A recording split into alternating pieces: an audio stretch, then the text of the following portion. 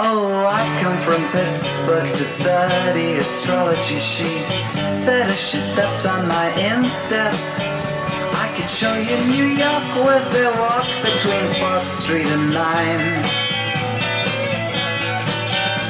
Then out of her coach taking 7 harmonicas, she sat down to play on a doorstep, saying, come back to my place, I will show you the stars and the signs. So I followed her into the black lands, where the window frames peel and flake, and the old Jewish face behind the lace, peeping out trying to get to see what's cooking. Just John the Baptist in the park getting late, thinking there's no one looking. And it's 80 degrees and I'm down on my knees in Brooklyn.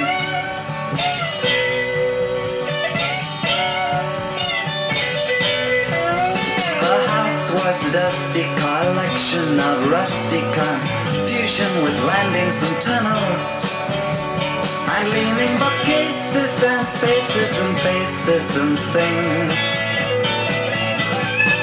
where 25 Puerto Ricans, Manhattan Mohicans, and Jewish Italian pawnbrokers lead their theatrical lives in their rooms in the wings.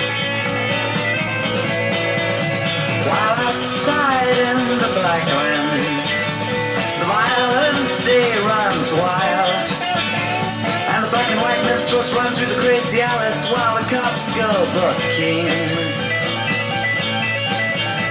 And the ruthless, toothless agents sneak around and there's no one looking. And it's 80 degrees and I'm down on my knees in Brooklyn. I know I'm back in the city again. You can tell by the smell of the hamburger stand in the rain. She spoke of astrology while muttering apologies for coffee that tasted of hot dogs. I said that's okay, mine was cold anyway and just grand. Then she lay on the bed while the radio fed us with records and adverts for cat food, and I looked at her holding my thoughts in the palm of my hand. I'm outside in the black lands, the evening came and went, and the bums in the street begging money for one last drink and hanging around the liquor stores trying to get a foot in. Girl from Pittsburgh and I made love on a mattress with a new moon looking. And in the cool evening breeze I was down on my knees in Brooklyn.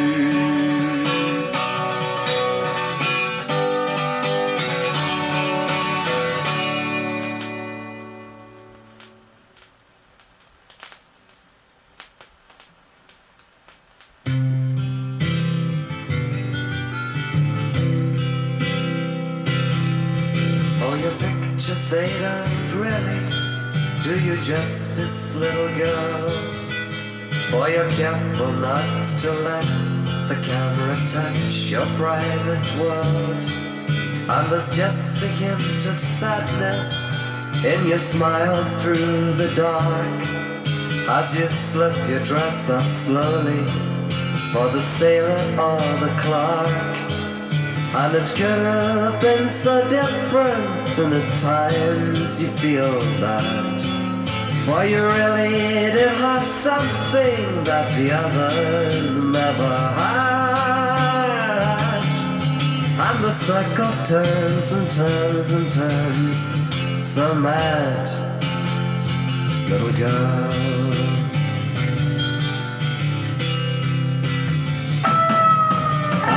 You must have been just 15 when you made your mind up first that you'd make it in the movies, and you couldn't lose the thirst. And it took you to the acting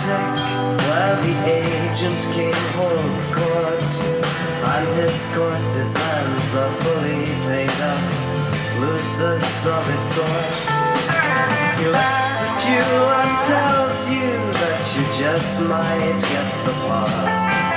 But you don't get things for nothing, and he doesn't want your heart. And the circle turns and turns and turns, so mad, little girl.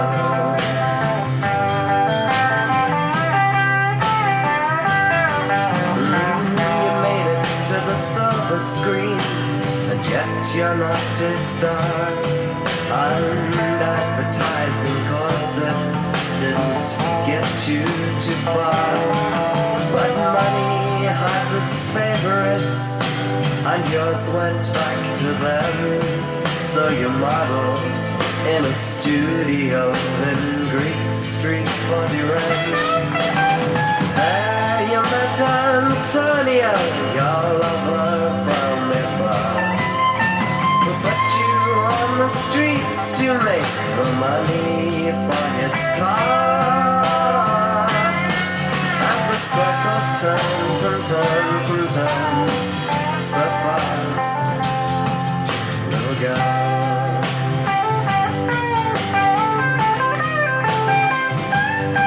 Oh, your pictures, they don't really do you justice anymore. For they're crumpled, now and faded, and were taken long ago. And that faintly coy expression has now left without a trace.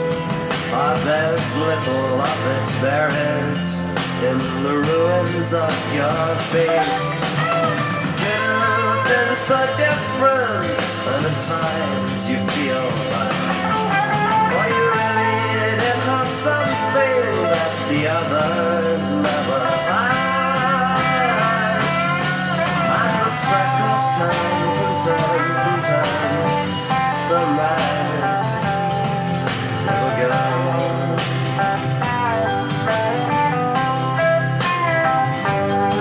Oh, the circle turns and turns and turns, so sad, little girl.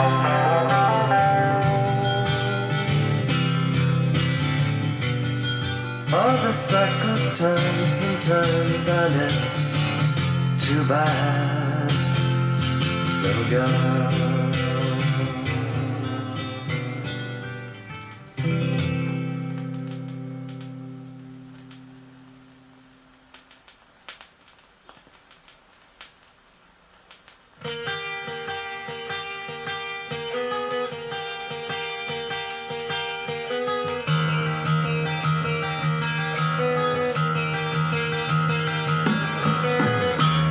David Foster lives in Gloucester with his family. Works till pay time, through the daytime, comes home for tea. Steak and kidney, then with Sydney to his club and feels free. They close the bar, he finds his car, and then goes home to sleep. And his wife has been with Rosie in the parlor where it's cozy, watching telly, doing dishes, patching pants and making wishes. And he'll say, Bill should have wired, and not tonight, dear, I'm too tired. And life drifts slowly by in the provinces. Peter Foster goes to Gloucester for his first school day. Bites his teacher, sees a preacher, and is taught to pray. Sees some birds and learns some words, it's very, very rude to say. Yes, he's rather like his father was in his young day. And his father has discussions, holding forth about the Russians. Will the Red Chinese attack us? Do we need the Yanks to back us? And in bed she feels the shoulder, but he grunts and just turns over. And life drifts slowly by in the provinces. Wedding rings come with strings, but love depends on the little things. Oh, could that still be really you? Is there anything time can't do?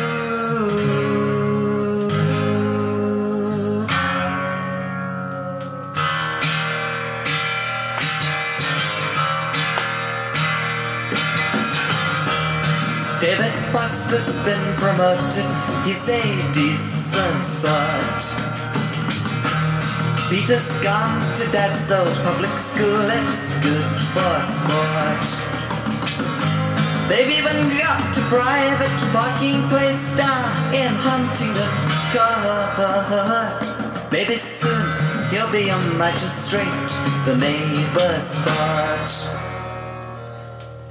Yes, and then he'll teach the beatniks and the hang around the streetniks and the good-for-nothing loafers who knock girls up on their sofas. And his wife is quite nice, really, though she seems a little dreamy recently.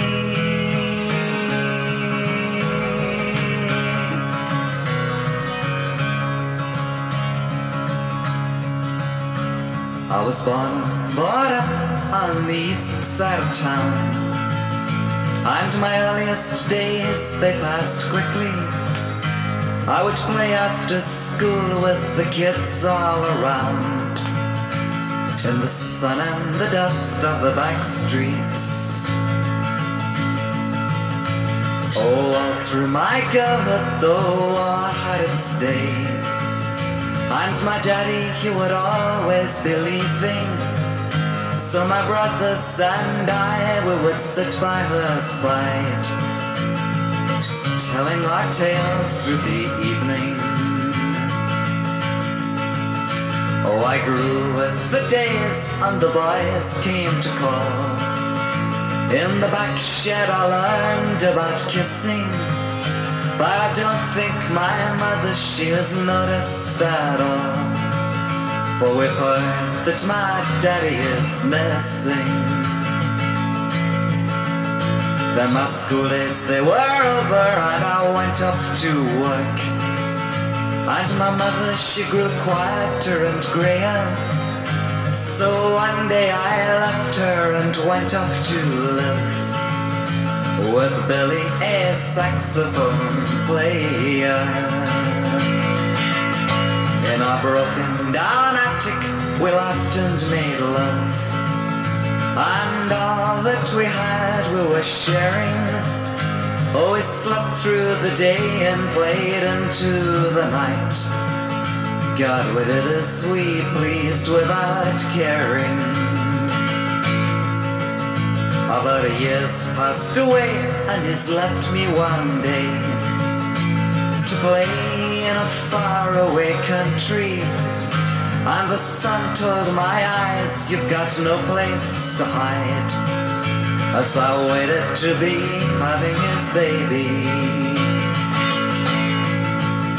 Oh, I lived in the park, and the man passed instead, each wondering which one had lost her.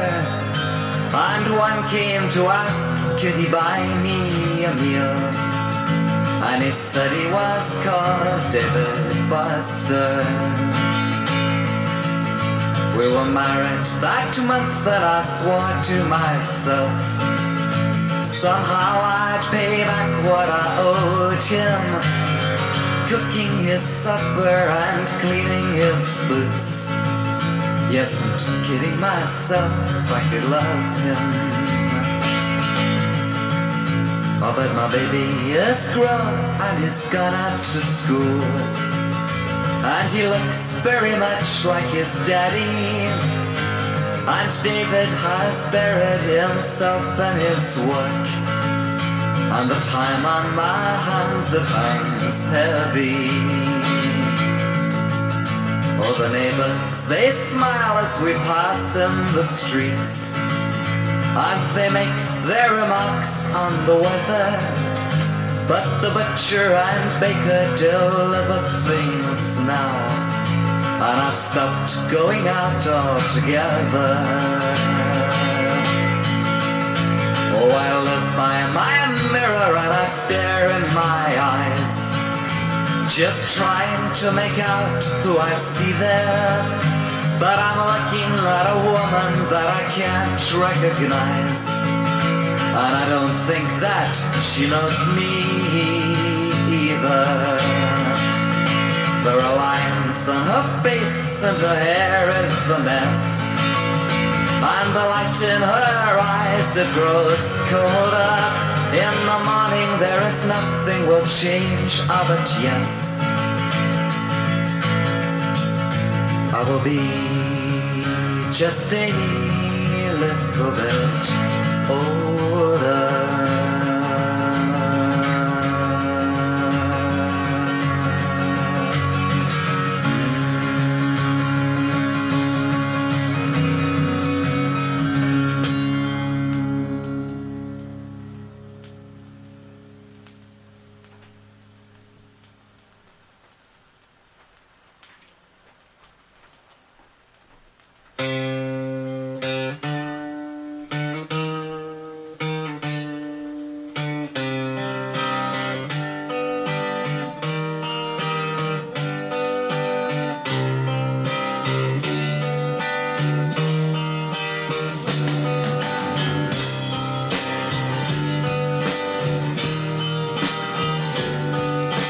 Mr. Willoughby, whose only luxury is the sugar in his tea, teaches history at High Worthington School. His clothing has remained unnoticeably plain, his common room technique suitably restrained, though maybe too cool. Work done in the summery sun, see the cricket ball fly intensely, like a strange demented bird towards the sun. Considering its flight, he pauses for a while. Ah, but Mr. Willoughby, we've never seen you smile. Tell me how come?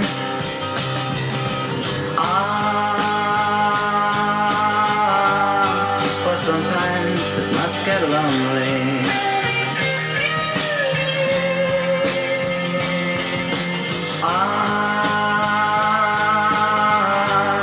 But it's life and life only.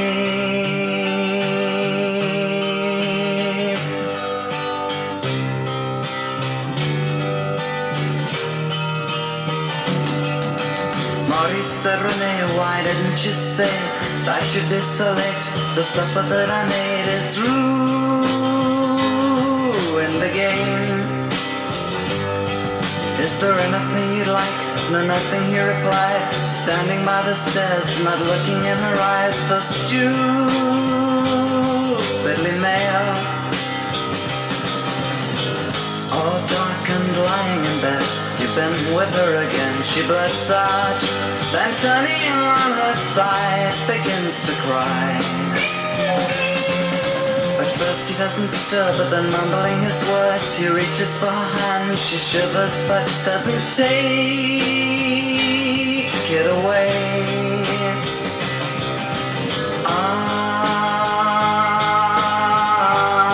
But sometimes it does get lonely.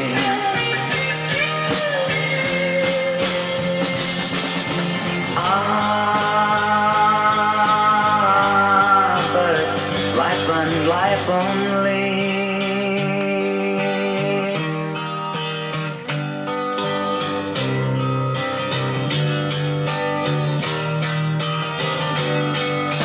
Smithy Smithers fell, clock from Clockenwell, on the beach at Bournemouth, thinks he very well may be next year in France. Inspired for a while, he decides to risk a smile at Mr. Willoughby, who passes, polishing his glances, studiously averting his glance. Renee, several deck chairs away, wonders if they would be better, while Maurice is with the kids out in the sea. And I was feeling small, sitting on the wall, looking at them all and wondering, who will I be?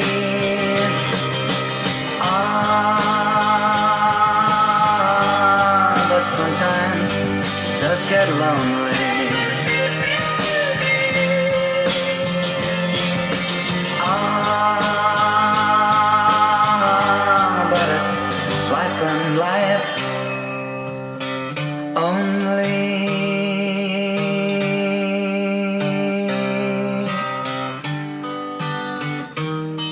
I bet it's life and life only.